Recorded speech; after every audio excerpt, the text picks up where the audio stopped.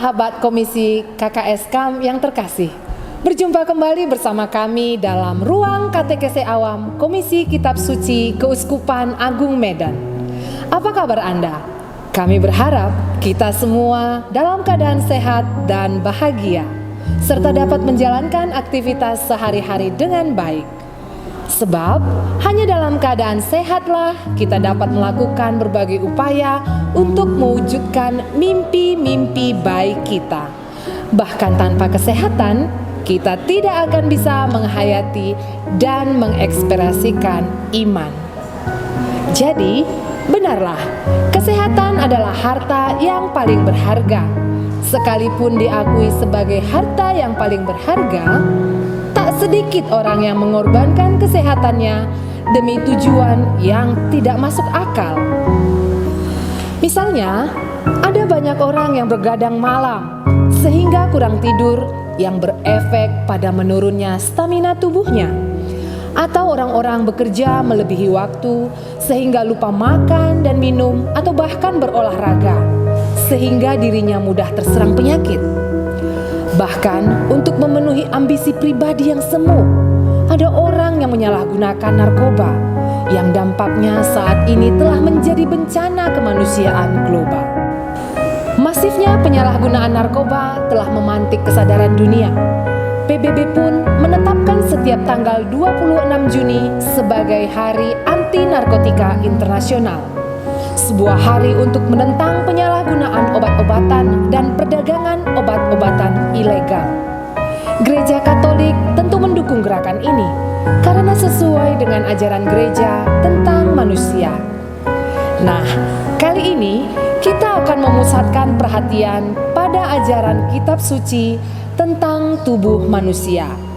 Saya Megaria Tampubolon dan rekan saya Marulam Nenggolan. Inilah KTKS Awam Komisi Kerasulan Kitab Suci Keuskupan Agung Medan pekan keempat Juni 2025. Sahabat Komisi KKS-KAM, ada pemikiran yang mengatakan bahwa tubuh adalah penjara jiwa. Ajaran ini meletakkan tubuh atau raga dalam posisi terdakwa karena dianggap menjadikan jiwa kehilangan jati dirinya. Menurut ajaran ini, karena jiwa itu bersifat ilahi dan kekal, sedangkan tubuh bersifat fana dan sementara, keduanya tidak bisa dipersatukan. Jiwa adalah hakikat sejati manusia yang terperangkap dalam tubuh, seperti dalam sebuah penjara. Jiwa sebenarnya merindukan kebebasan dari tubuh untuk kembali ke dunia ilahi. Pemikiran ini tidak sesuai dengan ajaran Kitab Suci. Dalam Kejadian 1 ayat 26 sampai 27 dikatakan, "Berfirmanlah Allah, baiklah kita menjadikan manusia menurut gambar dan rupa kita." Maka Allah menciptakan manusia itu menurut gambarnya. Menurut gambar Allah diciptakannya dia, laki-laki dan perempuan diciptakannya mereka. Tentu saja yang diciptakan bukan hanya jiwa manusia, tetapi juga tubuhnya. Maka tubuh manusia juga merupakan bagian dari gambar Allah. Tubuh menjadi sarana kehadiran manusia sebagai citra Allah. Tubuh manusia diciptakan Allah dengan cara dibentuk menggunakan daya kreativitas ilahi yang luar biasa indah. Hal ini jelas kita lihat dalam Kejadian 2 ayat 7. Kemudian Tuhan Allah membentuk manusia dari debu tanah dan menghembuskan nafas hidup ke dalam hidungnya. Demikianlah manusia itu menjadi makhluk hidup.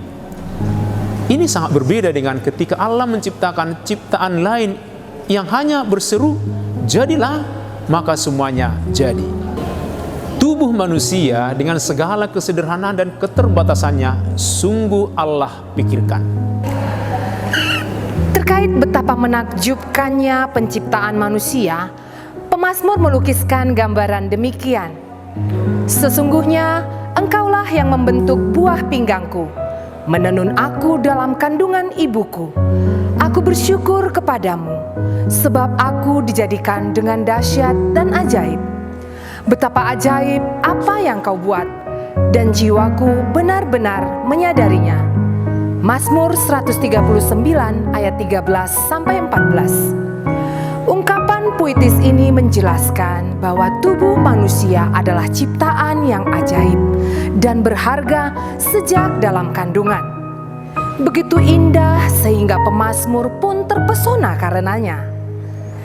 Katekismus Gereja Katolik dalam artikel 364 menegaskan, tubuh manusia mengambil bagian pada martabat keberadaan menurut citra Allah.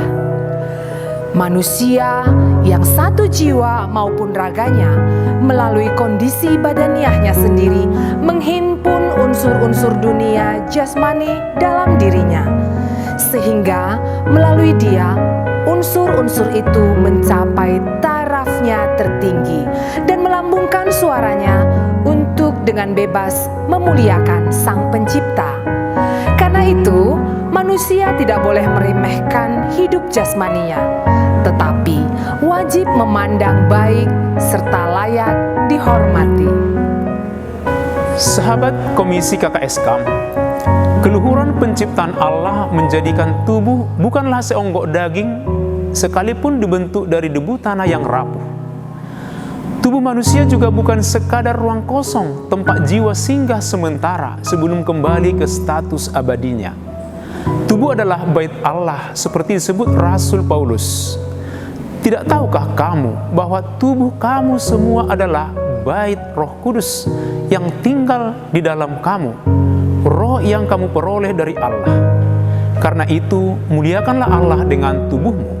1 Korintus 6 ayat 19-20. Tubuh adalah milik Allah yang harus dipelihara dengan menghormatinya sebagai bait Roh Kudus. Hal itu berarti bahwa Tuhanlah yang bersemayam dalam tubuh. Merusak tubuh dengan berbagai sikap dan tindakan buruk menghina Allah sendiri. Sebab dalam 1 Korintus 3 ayat 16-17 dikatakan, tidak tahukah kamu bahwa kamu sekalian adalah bait Allah dan bahwa Roh Allah diam di dalam kamu? Jika ada orang yang membinasakan bait Allah, Allah akan membinasakan dia.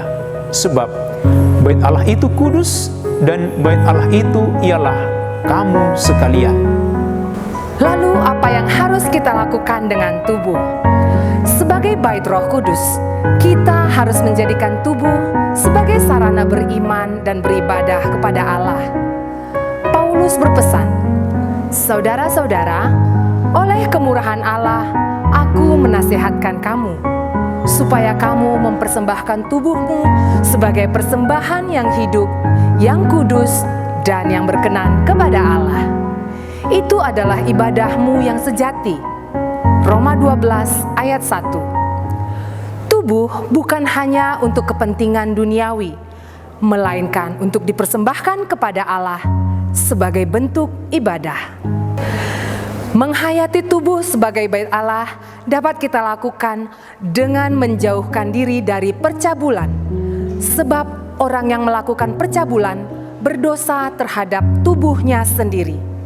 1 Korintus 6 ayat 18.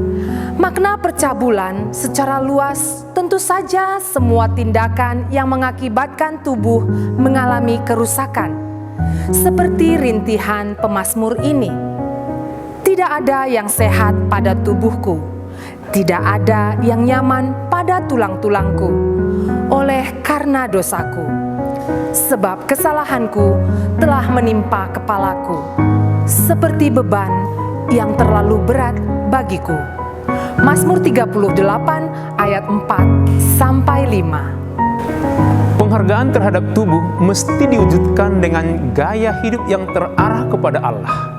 Selain menjaga tubuh dari zat-zat yang dapat merusak kesehatan, kita juga harus memiliki pola hidup sehat dengan mengonsumsi makanan dan minuman bergizi, serta menjaga kesucian tubuh secara utuh, khususnya dalam pergaulan kaum muda. Kita juga perlu mempertahankan stamina dengan tidur yang cukup dan berolahraga yang tepat. Maka, penting kita hayati nasihat Amsal ini. Hai anakku, perhatikanlah perkataanku, arahkanlah telingamu kepada ucapanku. Janganlah semuanya itu menjauh dari matamu. Simpanlah itu di lubuk hatimu. Karena itulah yang menjadi kehidupan bagi mereka yang mendapatkannya dan kesembuhan bagi seluruh tubuh mereka. Amsal 4 ayat 20 sampai 22. Janganlah engkau menganggap dirimu bijak, takutlah akan Tuhan dan jauhilah kejahatan. Itulah yang akan memuliakan tubuhmu dan menyegarkan tulang-tulangmu. Amsal 3 ayat 7 sampai 8. Sahabat Komisi KKSKAM yang terkasih, betapa penting menjaga kekudusan tubuh karena keberadaan kita dengan tubuh yang fana terarah kepada hidup yang kekal bersama Allah dalam kerajaannya. Setiap kali merayakan Ekaristi dan mengucapkan dengan lantang syahadat, kita menyatakan satu bagian terpenting dalam keyakinan iman kita, yaitu kebangkitan badan dan kehidupan kekal. Tubuh memiliki tujuan ilahi. Dengan tubuhnya, manusia mengambil bagian dalam terang dan kemuliaan Allah. Katekismus Gereja Katolik, artikel nomor 1004. Kebangkitan badan dinyatakan dengan jelas dalam Yesaya 26 ayat 19. Orang-orangmu yang mati akan hidup kembali. Mayat-mayatku akan bangkit. Hai kamu yang tinggal dalam debu, bangkit dan bersoraklah. Namun kebangkitan badan hanya bagi mereka yang merawat dan memelihara tubuhnya. Dalam Daniel 12 ayat 2 dikatakan, banyak dari antara orang-orang yang tidur di dalam debu tanah akan bangun, sebagian untuk mendapat hidup yang kekal, sebagian untuk menerima kehinaan dan kengerian yang kekal. Yesus juga telah membuktikan kepada kita bahwa tubuh tidak tinggal dalam kubur. Ia sendiri membangkitkan Lazarus yang sudah mati lengkap dengan tubuhnya. Bandingkan Yohanes 11 ayat 1 sampai 44. Kita pun berharap akan kebangkitan badan yang sudah Yesus janjikan. Akulah kebangkitan dan hidup. Barang siapa percaya kepadaku, ia akan hidup walaupun ia sudah mati, dan setiap orang yang hidup dan yang percaya kepadaku tidak akan mati selama-lamanya. Yohanes 11 ayat 25 sampai 26. Walau dalam rupa Allah, Yesus tidak menganggap kesetaraan dengan Allah itu sebagai milik yang harus dipertahankan, melainkan telah mengosongkan dirinya sendiri dan mengambil rupa seorang hamba dan menjadi sama dengan manusia. Filipi 2 ayat 6 sampai 7.